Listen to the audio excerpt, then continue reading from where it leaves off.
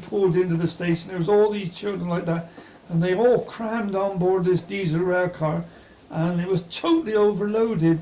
And I can always remember it going out to Tucker Street Station with a cloud of blue smoke around it, where the engines were having to work a little bit harder. Diesel engines would have to go.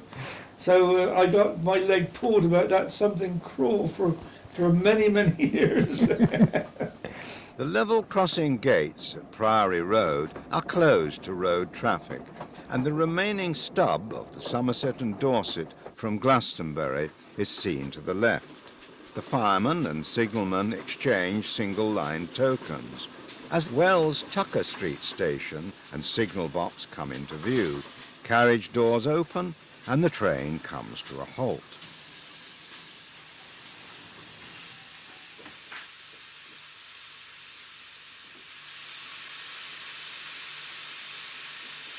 A 262 tank engine overfills with water and safety valve lift in preparation for a run to Yatton.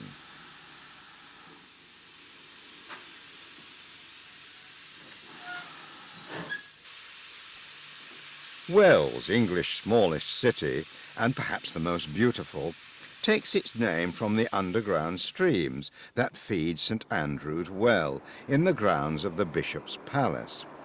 This freshwater supply first attracted the church here more than 1,000 years ago.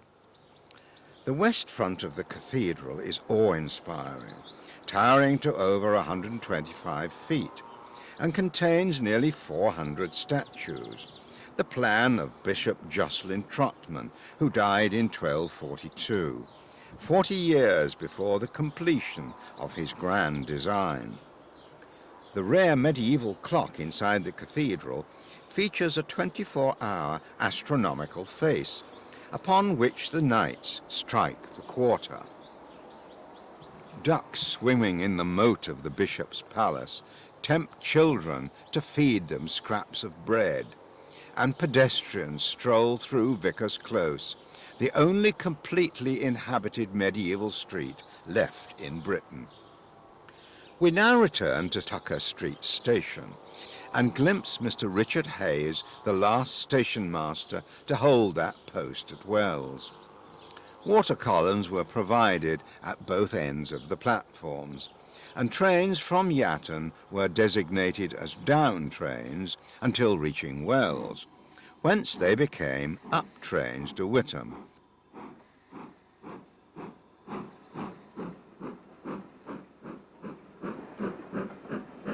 Ivat 262 tank number 41304 pushes its coaching stock forwards and then reverses alongside the up platform for Yatton. The fireman accepts the single-line token from the signalman, and with safety valves lifting, the locomotive pulls away under Burcock Road Bridge.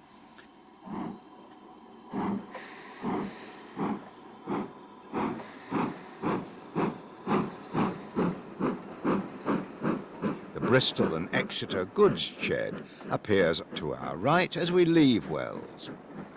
After leaving Wookey Station, we enter the fertile Cheddar Valley and go on towards Lodge Hill Station.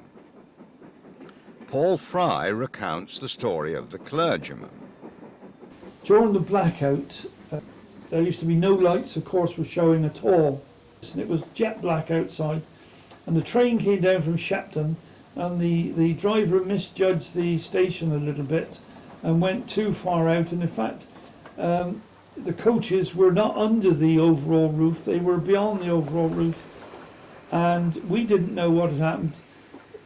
We went out and had a look at the train, and nobody seemed to get out, but we went back in the booking office, and about 5 minutes later the door suddenly opened, and in the doorway was an apparition. It was a clergyman who was covered from head to foot in cow manure, and he was bleeding from the forehead, and his first words he uttered, which really shocked me, he says, "I've just fallen down a bloody great hole."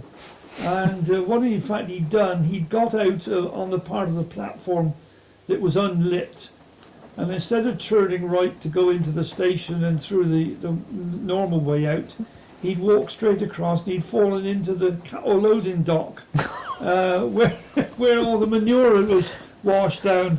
So the poor man dropped about 3 foot into this muck. Oh, lovely. And he was not amused.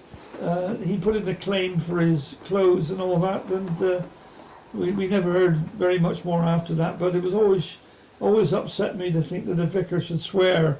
Lodge Hill appears, and we view this little-used station in its final years before resuming our journey and enter the grand Brunellian roof station of Cheddar. Peter Wood, former fireman from Wells Locomotive Shed, recalls the 7:05 a.m. Wells to Yatton passenger train. That train was set to diesel railcar timings, and I think was only allowed 37 minutes to Yatton with 8 stops, I think it was. And you work that out, it's about 18 miles. Yes. So the general idea was that the fireman kept a good lookout going through Wookey Station. If he couldn't see anybody, he just kept going. Same with Lodge Hill, because very few people ever That's got right, on. yeah. But Drake, there was always passengers that you could pick up a few minutes there. So you had to get like the clappers basically to get to Yatton on time, because it was again a book connection. And it was, if you were late, it was considered to be not very funny by, we had a lot of commuters from Winscombe. Yes, I remember that. Yeah, and they relied on it. We'd have a train full by the time we got to Yatton. Cheddar Gorge, with its limestone cliffs towering to over 400 feet high, and the famous caves, have long been a tourist haunt, with cream teas and cheddar cheese. The cheddar pink, a rare wild flower that only grows wild in the gorge, can be found here. These nostalgic scenes, filmed in the 1950s, show a variety of classic coaches and cars, all of which would be considered collectible items today.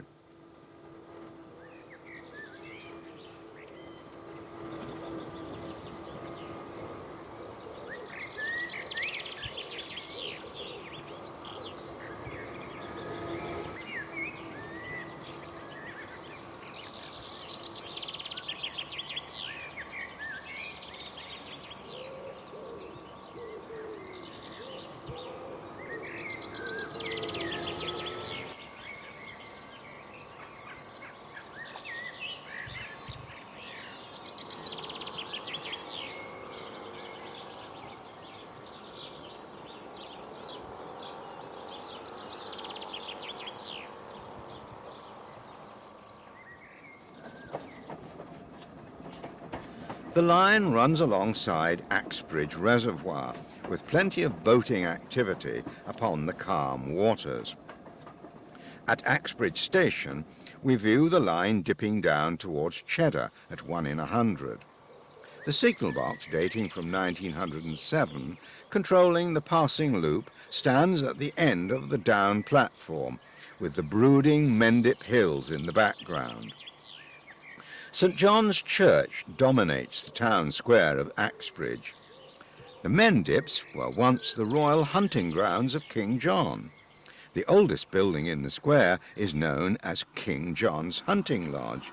Guard Mac Biggs ushers a passenger aboard the locomotive, and with fireman Peter Wood looking out from the cab window, the train pulls away up the grade towards Yatton as the starting signal slams to danger in its wake.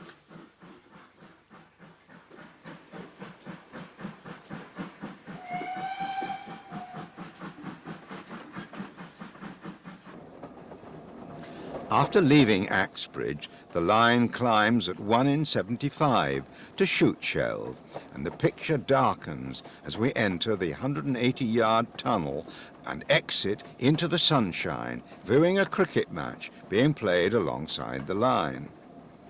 Peter Wood now describes the summer specials from Wells to Weston-super-Mare. During the summer timetable, there was another train from Wells. It was an extra trip that was worked in on that early shift passenger. Left Wells at about 10:30 and had a direct connection for Weston-super-Mare. And that would be packed. We always had to take an extra 2 cars for that, 4 cars that train was, until the last day it ran. And Birkett Road Estate would empty onto that train. Well, what was the competition? Single-decker bus? Absolutely. They'd be in Weston by 11:30. Yeah. I mean, and it was something ridiculous, like 3 and 6pence return for adults. The countryside levels out as we're near the end of our journey at Yatton.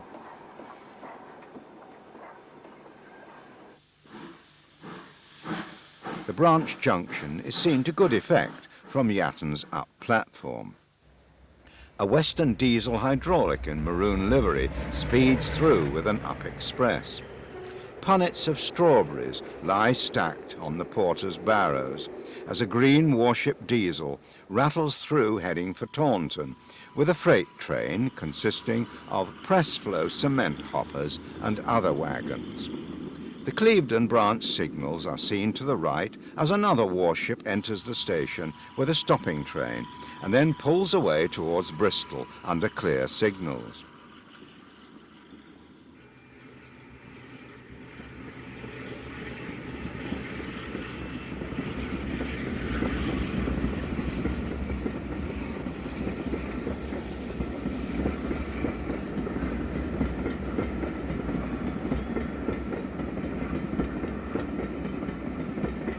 Closure notices detailing the fate of the line from Yatton to Whittam have now appeared. Driver Harry Viles from Wells Locomotive Shed applies white paint to the smokebox number plate of 3218 at Whittam on September the 7th, 1963, the final day of passenger operation, with the branch officially closing on the following Monday, September the 9th. Harry Viles recalls the final day. There was a lot of people about, and if they'd have travelled on the trains like they did that day, we would have never closed.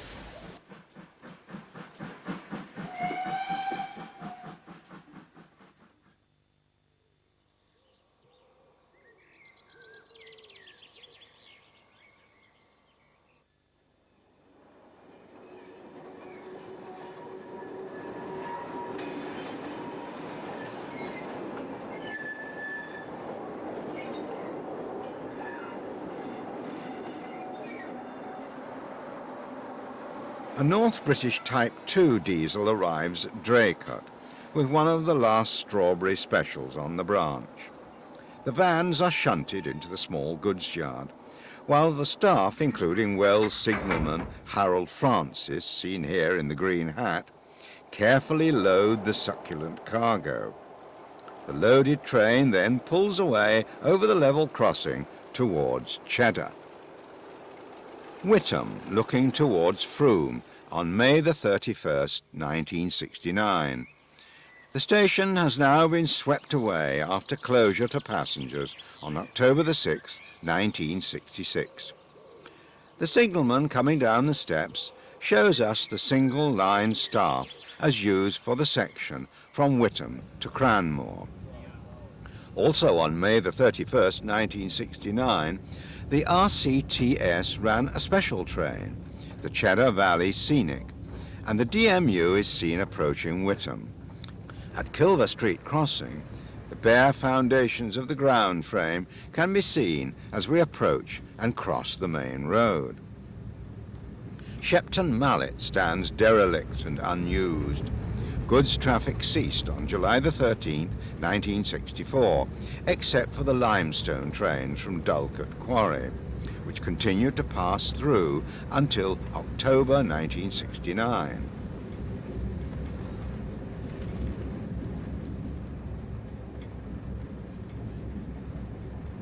We now enter the weed-infested and trackless East Somerset Yard, which once contained the locomotive shed and goods sidings.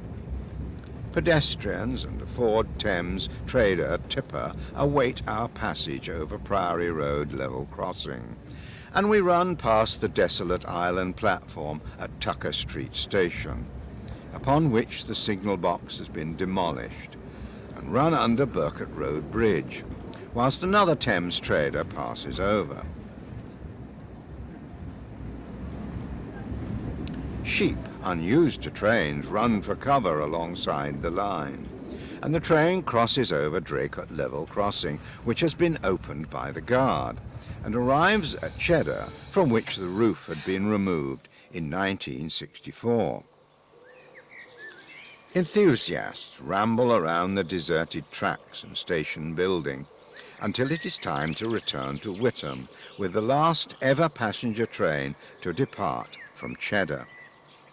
The line closed entirely between Yatton and Cheddar on October the 1st, 1964, and between Cheddar and Dulcott Quarry on April the 26th, 1969.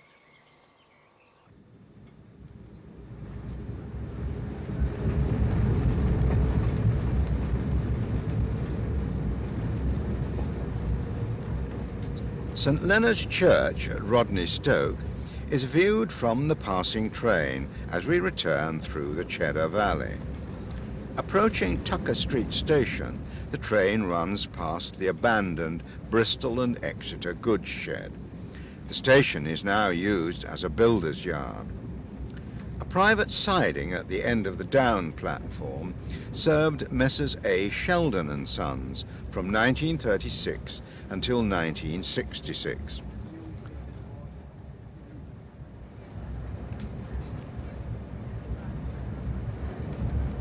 Motor vehicles cross over Priory Road in the